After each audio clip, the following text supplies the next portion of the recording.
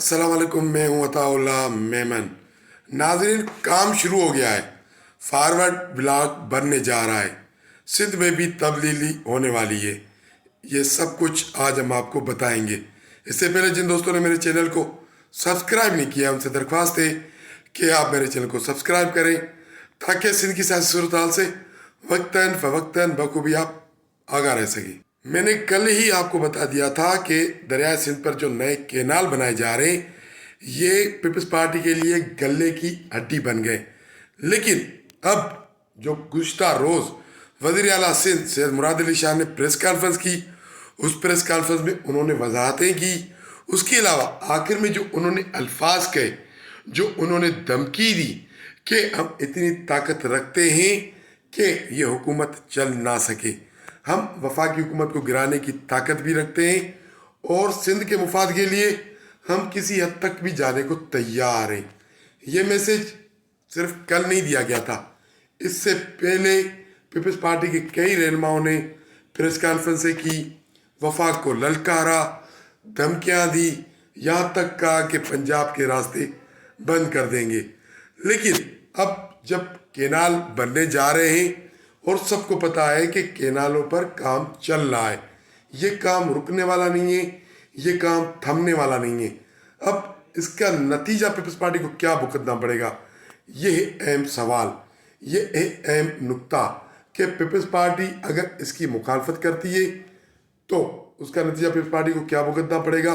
दूसरा अहम सवाल कि अचानक से 3 माह या 4 माह पुराना जो ऐवान सदर में इजलास हुआ था, उसकी खबर 1-2 रोज पहले बड़े बड़े चैनलों पर क्यों चलवाई गई, ये खबर रिपीट क्यों करवाई गई और पीपल्स पार्टी को ये बावर क्यों करवाया गया इन कैनालों की मंजूरी ऐवान सदर से हुई है, यानी सदर आसिफ अली जरदारी ने दी है। अब आप इस पर एतराज़ उठा रहे हैं, एहतजाज कर रहे हैं। ये खबरें जो चलवाई गई, इनका मकसद ही यही था कि पीपल्स पार्टी को याद दहानी करवाना कि भाई ये सब कुछ आपकी मंजूरी से हुआ है। अब ये जो टोपी ड्रामा आप लोग सिंध में कर रहे हो ना, बराए मेहरबानी ये बंद कर दो। लेकिन इन खबरों के बाद ही वज़ीर आला सिंध की प्रेस कॉन्फ्रेंस आ गई। उन्होंने धमकी दे दी कि हम वफाक की हुकूमत गिराने की ताकत रखते हैं और हम ये सिंध के लिए ये भी कर गुजरेंगे। लेकिन अब बड़ों ने अपना काम शुरू कर दिया है।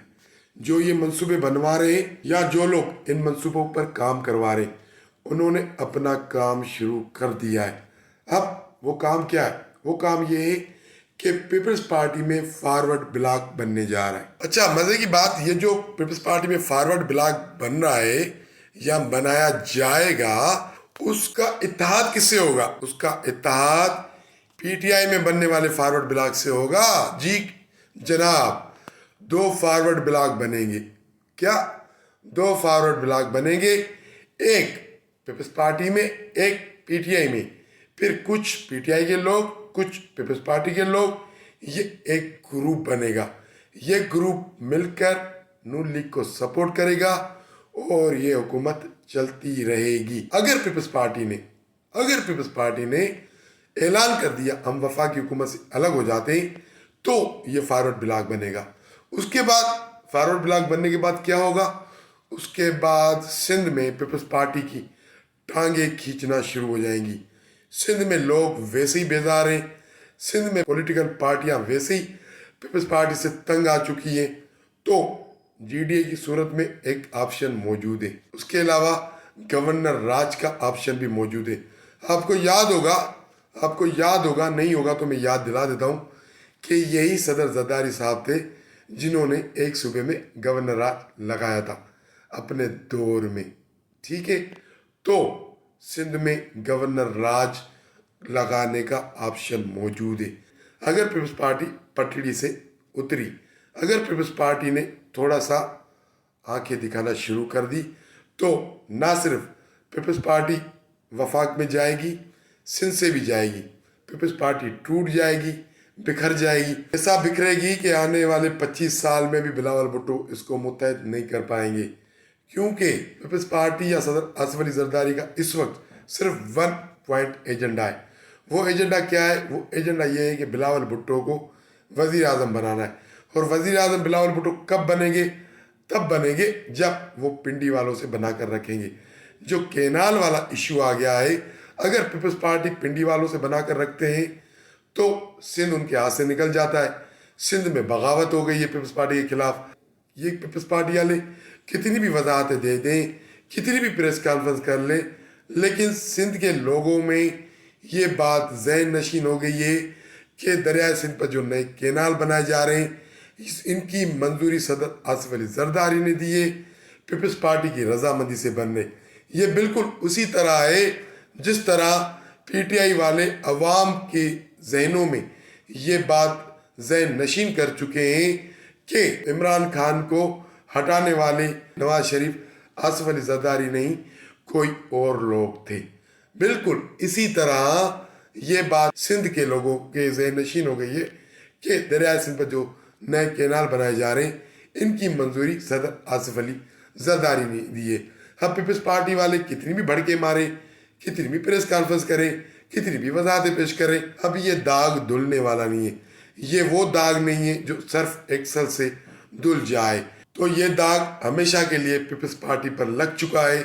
دریائے سندھ پر کینال بنانے کی منظوری صدر آصف علی زرداری اور پیپلز پارٹی نے دی۔ چلو یہ بھی مان لیتے ہیں کہ آگے چل کے اس پر کام نہ ہو، یہ منصوبہ رک جائے، لیکن چھاپ تو لگ گئی۔ اگر پیپلز پارٹی وفاق میں نون لیگ کو چھوڑتی ہے تو آپ پیپلز پارٹی کے برے دن گننا شروع کر دیں۔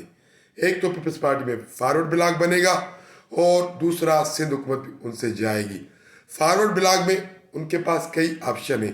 اس وقت سندھ میں کئی ایسے لوگ ہیں جو ناراض بیٹھے ہوئے، کھیرپور میں وسان خاندان، مٹیاری میں مخدوم خاندان، کھیرپور میں جیلانی خاندان، شکارپور میں بھی کچھ لوگ ہیں، امتیاز شیخ کنارہ کش ہے۔ اسی طرح ہر ڈسٹرکٹ میں ناراض لوگ بیٹھے ہوئے جو ایم پی اے بھی ہے، ایم این اے بھی ہے۔